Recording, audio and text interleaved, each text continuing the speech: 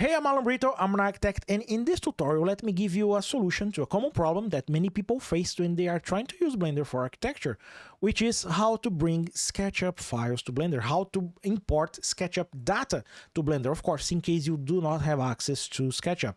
Is there a solution? Yes, you can use this free add-on here from the Halo Studio, which is the SketchUp Importer.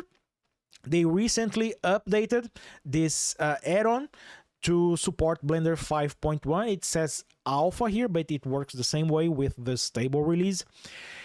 And it's a really simple process to add this, to install this add-on to Blender. You download this zip file.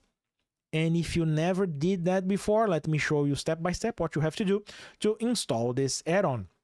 Go to the Edit, Preferences, and you can either use the add-ons or get extensions tab. You will find here on the top right this arrow. Click there and choose Install from Disk. Once you hit Install from Disk, you will select the zip file that you downloaded from GitHub with the add-on. And in my case, it will override the add-on that I already had installed before. It will appear right here as SketchUp Importer. And what this add-on does, it will include this option here in the file menu. You have the option there to import SketchUp files. Let me show you one example. Let me create a new file. I will erase everything here and I will try to import a SketchUp file. And I have these two files here. barn.skp. Let's try to import it. One important thing here that you will see, it will try to convert all scenes in from SketchUp into cameras in Blender. Hit import, and depending on the size of your scene, the complexity, how many furniture objects, and of course your computer, Blender will try to convert everything to a format that Blender can read. It might take a few seconds or a few minutes. Blender might even freeze for a few moments. And in this case, it was really quick. Here is the model. It was a SketchUp model.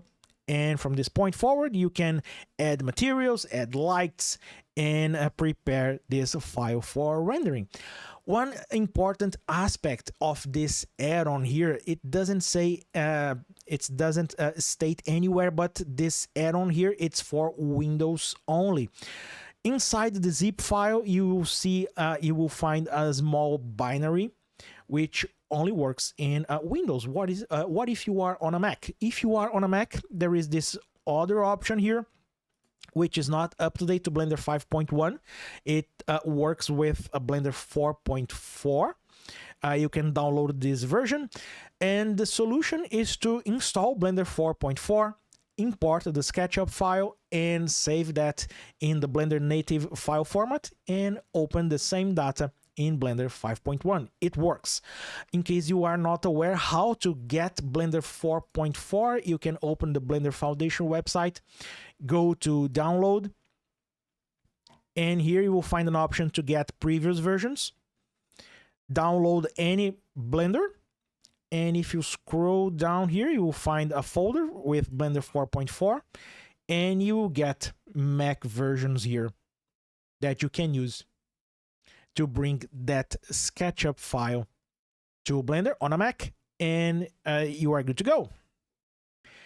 And this is it. I hope you liked this tutorial. If you did, please give me a thumbs up and subscribe to the channel so you won't miss any future tutorials. And again, I will leave links in the description with all of the resources, everything that I did mention here in this tutorial. And if you want to learn more about how to use Blender for architecture, I will also leave links in the description for two of my learning resources. I have this book here called Blender 5, Precise Modeling for Architecture, Engineering, and 3D Printing.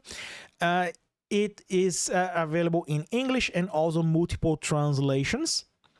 I will teach you how to use Blender as a CAD tool, and I also have this workshop, which is the video version of the same book. It's a 10-hour workshop. Links in the description. You will support my work here in Blender 3D Architect. Again, I hope you like this tutorial, and I see you next time. Bye!